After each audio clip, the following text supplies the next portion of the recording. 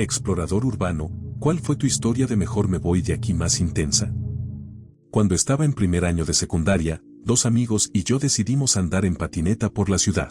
Encontramos un enorme tubo de desagüe de unos 2 metros de diámetro, justo enfrente del centro comercial local, y pensamos que sería divertido entrar a explorar y patinar por dentro, pero había demasiada agua como para hacerlo. Mientras avanzábamos, vimos el típico graffiti y basura que suele haber en esos lugares. Unos cientos de metros más adentro llegamos a una cámara que medía aproximadamente 3 por 3 metros. Dentro parecía que alguien había acondicionado algunos lugares para descansar. A mis ojos de adolescente, se veía como un rincón genial para pasar el rato. Seguimos explorando para ver hasta dónde podíamos llegar. Unos cientos de metros más adelante llegamos a una cámara más pequeña, de unos 2 por 2 metros, donde el tubo grande se reducía a uno más pequeño de 1 metro de diámetro, a 1 metro del suelo de la cámara, y había otros tubos más diminutos, de unos 15 a 20 centímetros, por los que no cabía una persona. Decidimos descansar ahí un rato. Cuando dejábamos de hablar, empezábamos a escuchar lo que parecían pasos. Nos callamos por completo para asegurarnos de que escuchábamos bien. Y sí, se oía claramente a alguien caminando por el agua a paso normal. No se escuchaba nada más aparte de las gotas de agua y esos pasos. Si nosotros podíamos escuchar sus pasos, seguro que esa persona podía oírnos hablar. Decidimos que no queríamos toparnos con quien fuera que estuviera ahí, así que nos metimos por ese tubo más pequeño, apenas lo suficientemente grande como para ir de rodillas sobre nuestras patinetas y empujarnos con las manos. Salimos a 1 kilómetro más adelante, emergiendo por una tapa de alcantarilla en medio de un estacionamiento, al otro lado del centro comercial. Por suerte, ningún auto nos atropelló en el proceso. Nunca supimos de quién eran esos pasos, pero nos pusieron los pelos de punta. No soy realmente un explorador urbano, pero hice algo de urbex con amigos que ya tenían experiencia. Como vivo en París, decidimos ir a las catacumbas de París. No es precisamente el mejor lugar para comenzar siendo principiante. Tuvimos que arrastrarnos por espacios muy estrechos, caminar por pasillos llenos de agua y todo ese tipo de cosas, pero la verdad no estuvo mal, conocimos a otras personas muy agradables, almorzamos ahí mismo, etc. Fue una experiencia bastante interesante, ya que es un lugar tan hermoso como extraño para estar. La parte aterradora llegó unos días después de la exploración. Hablando con un amigo sobre lo que habíamos hecho, me di cuenta de lo peligroso y aterrador que había sido en realidad. Estábamos a quién sabe cuántos metros bajo tierra, sin ninguna forma de contactar con emergencias si alguien se lastimaba o se perdía, y además tuvimos que arrastrarnos por espacios tan ajustados que bien podrían haberse bloqueado justo cuando salíamos de las catacumbas. Estábamos solos en la oscuridad, en un sitio que supuestamente no está abierto al público, y éramos totalmente responsables de lo que pudiera pasar. Solo imaginar quedar atrapado allí, en un lugar oscuro sin forma de comunicarte con nadie afuera, obligado a deambular quizás hasta morir. Nadie puede oírte desde la superficie, y uno puede perderse fácilmente entre tantos pasillos distintos. Es un verdadero laberinto en la oscuridad, y nunca sabes con quién podrías cruzarte en lugares así. Mi esposa y yo estábamos explorando un edificio enorme y antiguo en Detroit. El lugar estaba completamente cerrado, con todas las puertas y ventanas selladas con tablones, excepto una. Aunque era pleno mediodía, el interior estaba completamente oscuro, así que tuvimos que guiarnos con linternas. Era un edificio típico del viejo Detroit, con pisos de madera, algunos alfombrados, que crujían bastante mientras nos movíamos. Creo que tenía entre 4 y 6 pisos, ocupaba media manzana de largo y era algo angosto. Había sido ampliado varias veces a lo largo de su historia, lo que le daba un aire desordenado, como un laberinto. Avanzamos lentamente de un extremo al otro, solo para ver qué encontrábamos. Llevábamos 1 o 2 horas ahí dentro y habíamos llegado hasta la entrada principal, que estaba completamente tapiada por fuera, cuando escuchamos, por primera vez, sonidos de alguien más moviéndose dentro del edificio. Calculé que venían de otra planta, en una zona más profunda del edificio. Ya nos había pasado de cruzarnos con otros exploradores antes, y no era gran cosa, generalmente uno le daba espacio al otro. Pero este lugar estaba tan herméticamente cerrado y oscuro que se sentía muy claustrofóbico. Los pasillos eran largos y angostos, y si esa persona terminaba en nuestro mismo piso, tendríamos que pasar justo junto a ella. Además, este lugar estaba más cerca del centro de la ciudad de lo que solíamos explorar, así que no podíamos descartar la posibilidad de que fuera la policía o algún tipo de seguridad privada. Por muchas razones, no queríamos cruzarnos con quien fuera que estuviera ahí. Revisamos la entrada del frente, pero por supuesto, estaba completamente sellada. Los ruidos de movimiento continuaban, acercándose con cautela. Después de un par de minutos de escuchar con atención, me di cuenta de que esa persona se movía lentamente, luego se detenía a escuchar, y luego volvía a avanzar. Estaba intentando ubicarnos dentro del edificio, lo cual me dio aún más motivos para no querer encontrarme con ella. Y para peor, teníamos que pasar por el mismo piso por el que veníamos si queríamos salir, ya que la única salida era por el extremo opuesto de donde estábamos. Nada bueno. Le tomé la mano a mi esposa y subimos varios pisos para poner algo de distancia entre nosotros y quien estuviera ahí. Avanzamos por el edificio tan rápido como nos lo permitía la oscuridad, pero al detenernos a escuchar, notamos que esa persona también había acelerado. Se movía rápido, tal vez 2 o 3 pisos debajo de nosotros, y ya no se molestaba en ser silenciosa. Mierda. Tardamos unos 20 minutos en volver hasta la entrada trasera por donde habíamos ingresado. La otra persona intentó encontrarnos durante todo ese tiempo. Se sentía como estar atrapados en una película de terror de serie B. Por suerte fuimos más rápidos y salimos antes de que pudiera alcanzarnos. Corrimos hasta donde teníamos el auto y nos fuimos antes de que saliera. Nunca llegamos a ver quién era.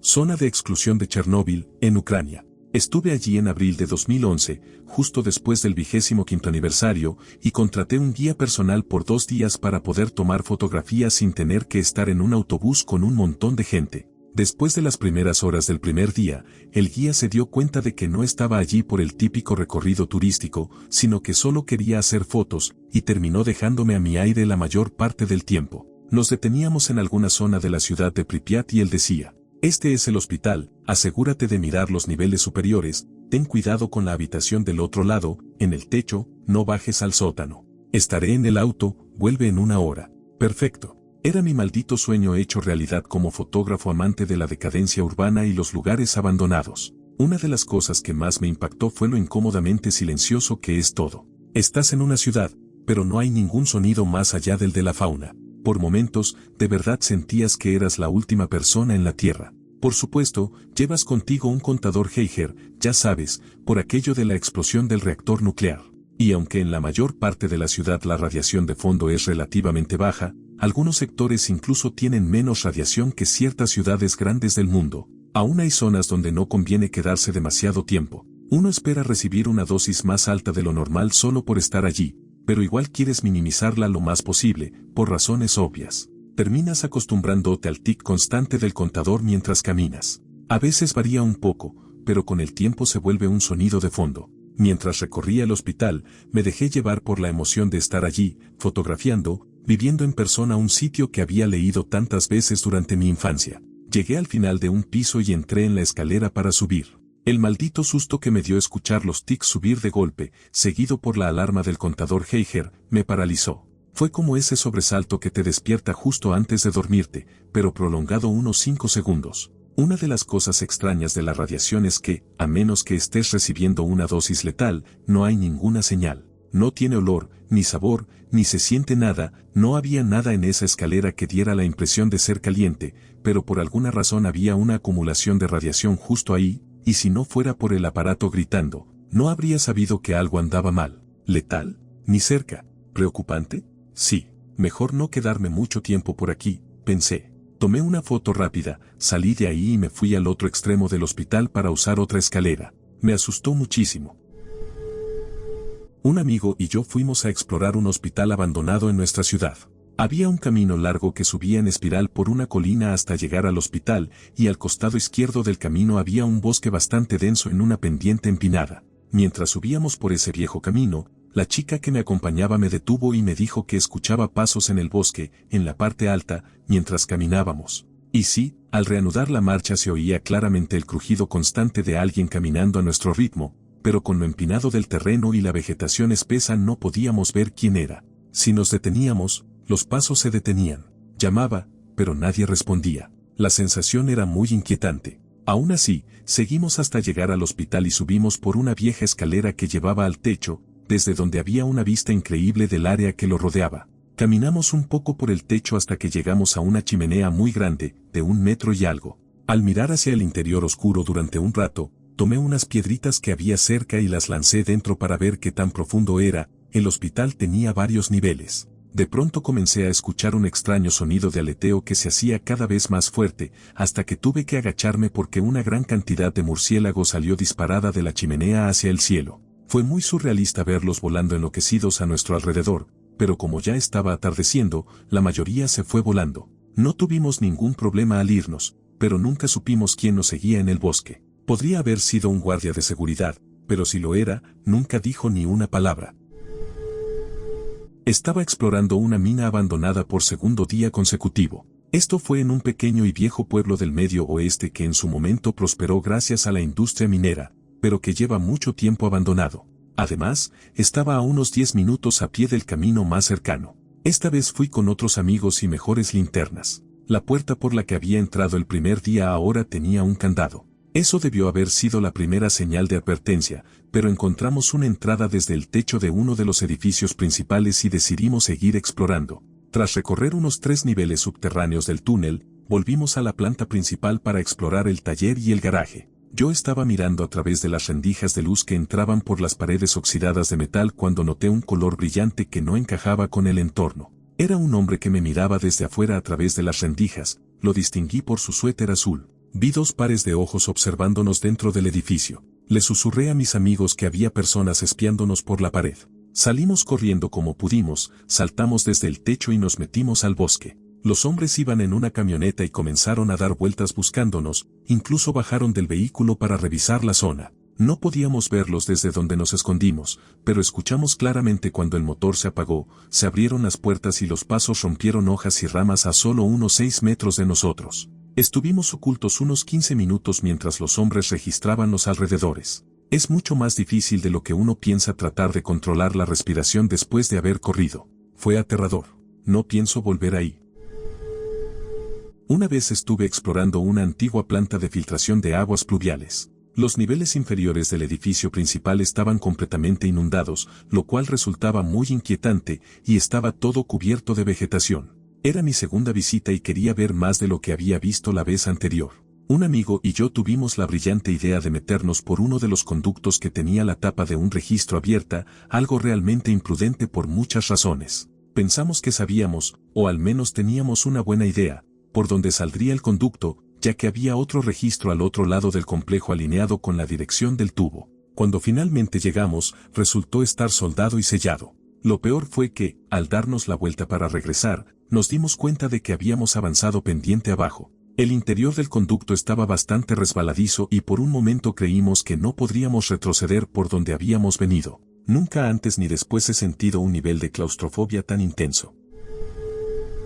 No es precisamente exploración urbana, esto fue cuando vivía en una zona rural del sur, pero una amiga y yo fuimos a una casa rodante abandonada porque ella quería mostrarme todas las revistas Playboy viejas que habían quedado tiradas por ahí. Había pentagramas pintados en la puerta de entrada y en una pared del dormitorio que estaba pasando la cocina, pero eso no nos asustó demasiado. Mi hermano era uno de esos adolescentes oscuros y ya había visto suficientes pentagramas mal pintados con aerosol como para saber que eran solo idiotas jugando a hacerse los satánicos. No, lo verdaderamente aterrador fue el gato medio sin vida colgado de las patas traseras en el ventilador del techo, en la habitación del fondo al final del pasillo.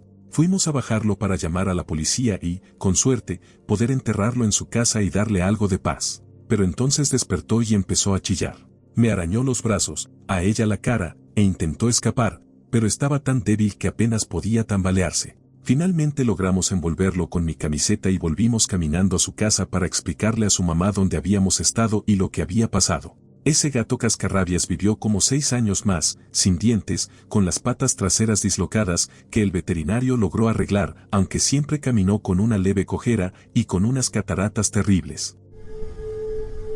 Fui a explorar un campus universitario abandonado, estuvo bastante bien. Estaba programado para demolición y había algunos grafitis realmente buenos. Mientras recorría el lugar, le mandaba videos a una amiga mostrando lo que encontraba. El lugar era básicamente un solo edificio en medio de un terreno enorme y vacío, con espacio abierto de unos 100 metros hacia cada lado. El edificio tenía 3 pisos, y en la planta baja había una zona abierta donde parecía haber un auto abandonado. Yo estaba mirando los grafitis, explorando la basura tirada por todas partes y grabando videos para mi amiga, cuando me acerqué a filmar el grafiti que estaba justo al lado del auto. Empecé a grabar y, para mi sorpresa, El auto se encendió. Inmediatamente levanté las manos y señalé hacia la salida en plan perdón, no sabía que había alguien, ya me voy. Pero el tipo empezó a tocar la bocina sin parar y a acelerar el motor. Ahí me asusté y salí corriendo por el camino de entrada hacia la reja y, ¿adivina qué? El tipo empezó a perseguirme con el auto mientras seguía tocando la bocina.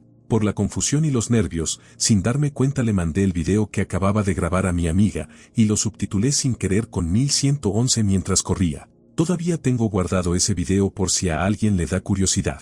En ese momento, estaba justo delante de los faros del auto, con el pegado detrás, así que me salí del camino y corrí sobre un montón de piedras, pero me caí al otro lado. Me raspé feo la rodilla, mis anteojos salieron volando y se rayaron. Los recogí como pude y corrí, más bien cojeé rápido, hasta una zona con arbustos que cubrían parte del cerco. El tipo se detuvo cerca, bajó la ventanilla, y el olor del auto se sentía desde lejos. Definitivamente vivía ahí. Tenía la adrenalina a 1000, me arrastré más entre los arbustos, pero no podía trepar la reja sin que me viera. Decidí esperar a que se fuera. Estuve ahí unos 20 minutos mientras el tipo se quedaba con el auto encendido. Mi amiga, por su parte, estaba al borde de un ataque de pánico, pensando que me habían matado, y yo ya empezaba a sentir el dolor de la pierna con la adrenalina bajando. No podía trepar la reja sin que me viera, y mi amiga me escribía sin parar preguntándome si estaba bien.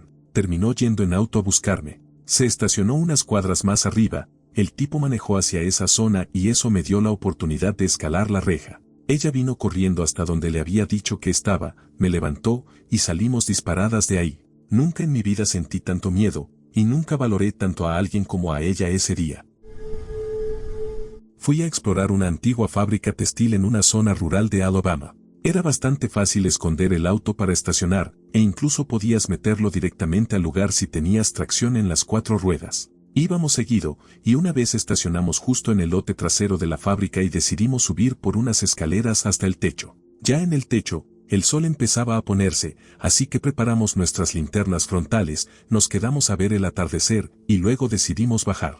Justo cuando íbamos caminando hacia la escalera, la alarma de mi auto empezó a sonar abajo. En ese instante, desde el techo del edificio de enfrente, alguien nos apuntó con una linterna, pero no dijo absolutamente nada. Yo estaba demasiado preocupado por el auto como para pensar mucho en la persona, pero lo extraño fue que no nos persiguió, no gritó, no hizo ningún movimiento agresivo. Solo mantuvo su linterna apuntando hacia nosotros todo el tiempo, sin dejarnos ver quién era, siguiéndonos con la luz hasta que entramos al auto y nos fuimos. Nunca volví después de eso. Ya demolieron ese lugar. Había una enorme planta de almacenamiento de sal, con una montaña de sal gigantesca propiedad de una empresa privada, en un terreno bastante descuidado junto a la bahía de la ciudad. Supongo que esa empresa vendía sal al municipio y otras localidades para mantenimiento de las calles en invierno. Mis amigos y yo, todos de unos 12 años en ese entonces, como hacen los chicos a esa edad, pensamos que sería genial colarnos y trepar hasta la cima de esa montaña de sal. Era inmensa, de unos 60 metros de altura. Cuando llegamos arriba lo celebramos, recompensados con una vista espectacular del perfil de la ciudad iluminado al otro lado de la bahía, justo cuando el atardecer se convertía en anochecer. Cuando ya nos estábamos preparando para bajar, vimos que había unos 5 perros guardianes, creo que eran Doberman, en la base de la montaña, mirándonos fijamente con una expresión que helaba la sangre. No podían subir porque no tenían tracción en la sal, y probablemente les dolían las patas. Todos empezamos a entrar en pánico, el hermano menor de uno de mis amigos rompió en llanto, empezamos a gritar pidiendo ayuda, pero no había nadie. Era un domingo por la tarde, frío y avanzado noviembre. El cielo se oscurecía por completo mientras caía la noche. Estuvimos probablemente unas 2 horas arriba tratando de decidir qué hacer. Al final, nos quedamos completamente en silencio, nos acostamos boca abajo fingiendo que habíamos desaparecido. Los perros, al parecer aburridos o distraídos, empezaron a alejarse. Seguimos vigilando, y cuando vimos que no volvían después de unos 20 minutos, bajamos de la montaña de sal lo más rápido que pudimos y corrimos directo hacia la reja por donde habíamos entrado. Por suerte, todos logramos salir sanos y salvos. Nuestros padres estaban furiosos, listos para llamar a la policía porque no habíamos regresado a casa cuando oscureció. Fue uno de los momentos más aterradores de toda mi infancia. Tenía 16 o 17 años, alrededor de 2006, y estaba con unos amigos en un parque en un suburbio al oeste de Chicago. Era una reserva forestal de tamaño medio, con un gran terreno industrial que llevaba al estacionamiento, luego una zona de pradera y después un bosque denso con senderos. Estuvimos caminando por el bosque durante un par de horas en la tarde y empezamos a ver algunos pentagramas dibujados por ahí. Nada demasiado raro, pero estaban concentrados en una zona específica. Un campo de unos 185 metros cuadrados cubierto por pasto de más de 1 metro de alto. Por alguna razón, se me ocurrió que sería divertido meterme justo al centro de ese campo. En pleno centro, encontré un rectángulo de tierra removida, de unos 2,5 metros de largo por 1 metro de ancho, justo del tamaño de una tumba. Como el pasto era tan alto, casi no se notaba, pero al apartarlo se veía claramente, como un montículo funerario reciente. Le dije a mi amigo que teníamos que irnos, y salimos directo hacia el estacionamiento. Como él no dejaba fumar en su auto, nos encendimos un cigarro junto al coche. Justo entonces apareció una patrulla. Como éramos menores, tiramos los cigarrillos e intentamos subirnos al auto, pero el policía encendió las luces y nos detuvo. Al ver que éramos solo unos chicos, nos dijo algo como: «Será mejor que se vayan de aquí. Este no es un buen lugar para estar después del anochecer». Decidí hacer una exploración en solitario en una iglesia abandonada. Me metí por una ventana y caí en el sótano. Después de recorrer algunos pasillos, encontré una sala grande con unas escaleras que llevaban al nivel principal al otro extremo del cuarto. Empecé a cruzarlo cuando escuché pasos sobre mí. Sonaba como si alguien estuviera caminando con muletas o con una pierna de palo, haciendo un ruido extraño. Clock-tonk, clock-tonk. Los pasos parecían ir en círculos. Me detuve por un momento. Ya había tenido encuentros con personas sin hogar y, en general, habían sido tranquilos. Hablábamos un rato, les daba un cigarro y algo de cambio, y todo estaba bien. Normalmente no me asustaba encontrarlos. Pero esta vez sentí algo distinto, algo malo. Después de dudar un momento, di unos pasos más hacia las escaleras. Estaba tan concentrado en el ruido que pateé sin querer una lata de pintura en aerosol vacía, que salió rodando y haciendo ruido. Los pasos sobre mí se detuvieron. Y entonces, lo que fuera que estuviera ahí, empezó a correr hacia las escaleras, todavía con ese clock-tunk, justo hacia donde yo estaba por empezar a subir. Sentí un miedo como nunca antes en mi vida. Salí corriendo a toda velocidad de vuelta hacia la ventana por donde había entrado, mientras aquello bajaba las escaleras. No sé cómo, pero logré trepar y salir. No miré atrás hasta estar fuera del edificio, y para ese momento no se oía ni se veía nada. Me quedé un par de minutos afuera, esperando, pero al parecer quien o lo que fuera decidió que ya había logrado asustarme lo suficiente y se retiró. Epílogo algo espeluznante. Unas 3 semanas después volví con un par de amigos. Entramos al edificio y subimos sin problema. Dentro de la iglesia encontramos señales claras de que varias personas sin hogar vivían ahí. Colchones en las esquinas, restos de pequeñas fogatas, nada fuera de lo común. Pero en los alféizares de las ventanas encontramos varios pájaros y pequeños mamíferos sin cabeza, con los cuerpos alineados cuidadosamente. Después de revisar y tomar fotos en el santuario principal, uno de mis amigos y yo subimos al 3er piso,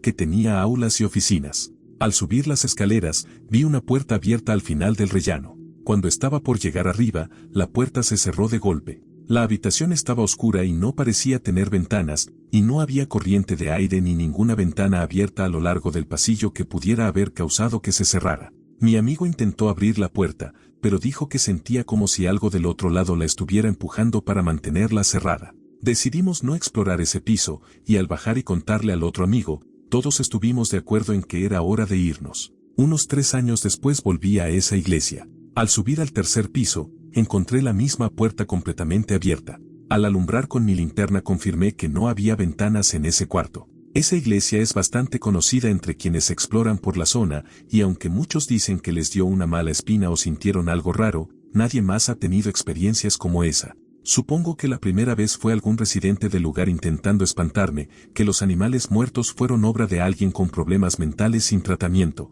y que la puerta cerrándose fue alguien que solo quería que no lo molestaran. Aún así, toda la experiencia fue escalofriante, y todavía la cuento como ejemplo de por qué nunca deberías explorar solo.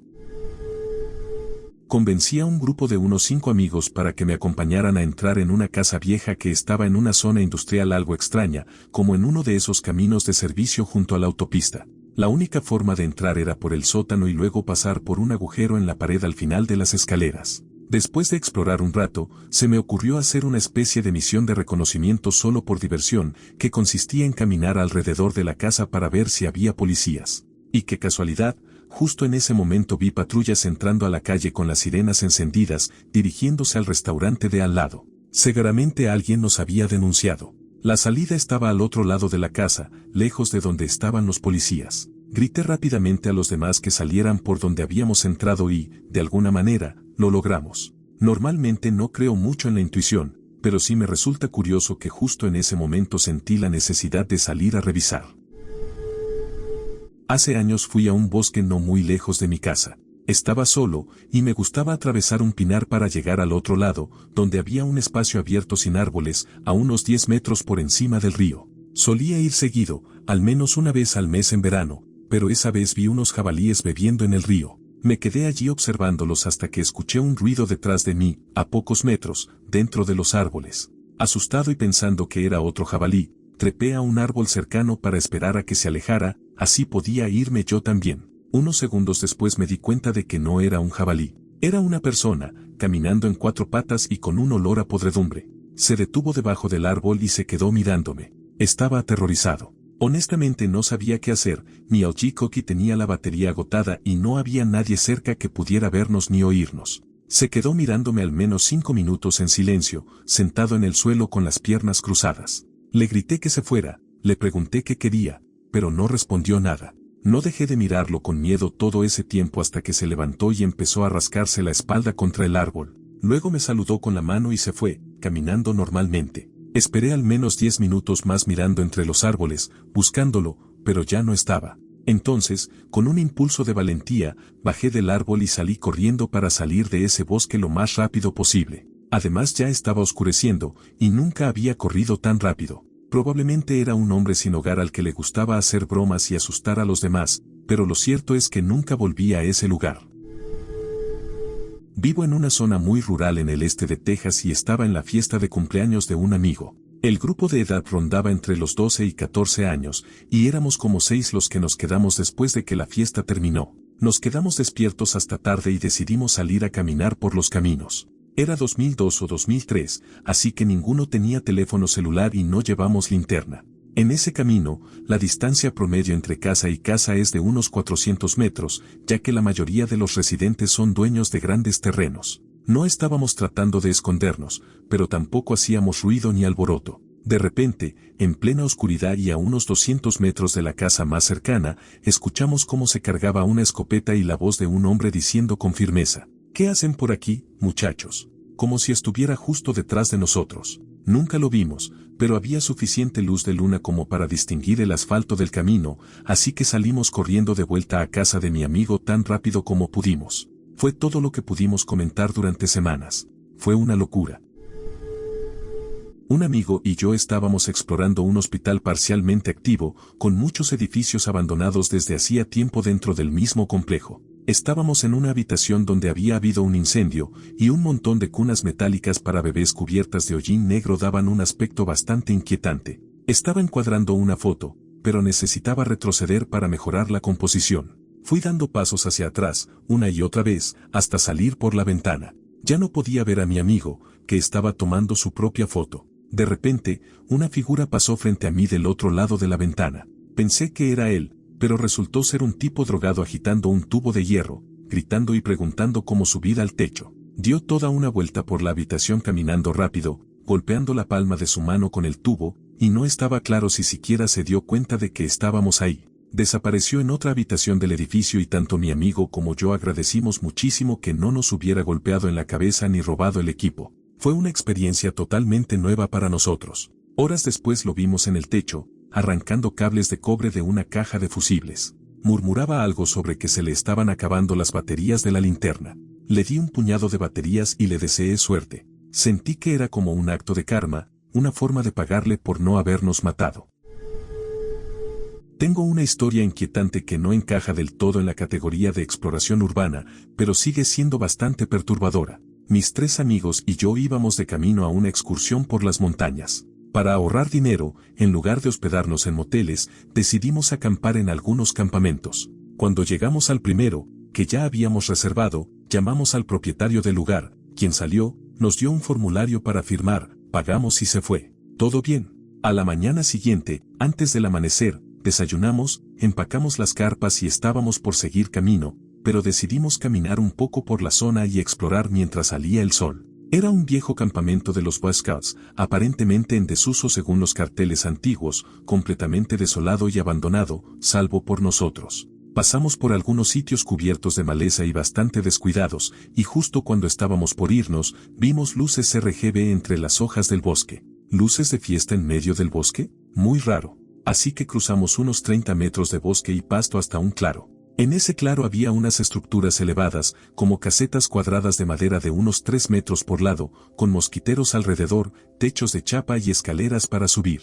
Había 6, dispuestas en círculo. Las barandas tenían luces de fiesta, algunas todavía encendidas, alimentadas por cajas eléctricas. Lo inquietante era que no había nadie, y había objetos personales tirados por todas partes. Bolsos de viaje, mantas, sacos de dormir sobre los catres o en el suelo, camisetas, pantalones, latas de cerveza, todo cubierto de ramas caídas y hojas, deteriorado y claramente abandonado desde hacía al menos algunas semanas, si no meses. Algunos bolsos tenían marcas de garras, seguramente de mapaches. Fascinados por este descubrimiento extraño, seguimos explorando y entramos en una de las casetas. Una incluso tenía una mini nevera. Estaba apagada, pero tenía cervezas dentro. Me fui de inmediato después de entrar a la siguiente. Me había separado un poco del grupo, abrí la puerta de otra caseta y encontré unos lentes y un sándwich a medio comer, cubierto de moho, todavía sobre un plato en la mesa del campamento entre los dos catres. Parecía que quienquiera que estuviera allí se había ido de repente, como si hubiera huido. ¿De qué? No lo sabemos. Pero ver esos lentes personales y las marcas de mordida en un sándwich viejo me hizo pensar que había algo muy extraño. Le mostré a mis amigos lo que había encontrado y todos sentimos lo mismo, una incomodidad profunda. Así que nos fuimos. Le mandamos un mensaje al dueño del terreno contándole lo que habíamos visto y no respondió. Definitivamente fue un descubrimiento extraño. No es exactamente exploración urbana, pero igual vale la pena contarlo. En mi zona hay una gran red de minas que datan de la época en que las empresas cementeras excavaban cualquier veta de roca que valiera la pena. El cemento extraído de esas minas se utilizó para construir la base de la Estatua de la Libertad y los cimientos del puente de Brooklyn, entre otras obras en la ciudad de Nueva York y en varios proyectos por todo Estados Unidos. En los últimos años, el valle del río Hudson Medio se ha vuelto bastante popular para la exploración urbana y el turismo en general, en parte gracias a los antiguos hoteles del Borscht Belt, instalaciones psiquiátricas abandonadas y cuevas o minas. Una tarde lluviosa durante el paso del huracán Irene, mi cuerpo de bomberos estaba ocupado despejando caminos de árboles y escombros, además de atender las típicas llamadas como se me cayó un pack de 12 latas de gaseosa en el pie. No nos afectó tanto como a otros pueblos más al norte. El arroyo de nuestro pueblo estaba alto, sí, pero no había peligro de que algo se destruyera. Cerca de las 3 de la tarde recibimos una llamada que, francamente, me heló la sangre. Sonaron las alarmas, los radiolocalizadores de todos se activaron y el despachador del Centro de Coordinación del Condado, que normalmente hablaba con un tono tranquilo y relajado, sonó claramente alterado. Respondan por 2 excursionistas, posiblemente atrapados en un pozo de mina cerca de tal lugar. La persona que llamó está afuera de la entrada y reporta que la boca del túnel colapsó parcialmente. Soy el más pequeño del equipo, pero también un espeleólogo, buzo y escalador entusiasta. Siempre era el primero en lanzarse al agua, trepar puentes o acantilados, o descender a lo desconocido. Pero esta llamada me dio mala espina. Al llegar a la escena, se me hizo un nudo en el estómago. El techo de la cueva se había agrietado. Todo el lado de la montaña parecía listo para tragarnos mientras mirábamos ese agujero mojado y cubierto de maleza por el que iba a entrar.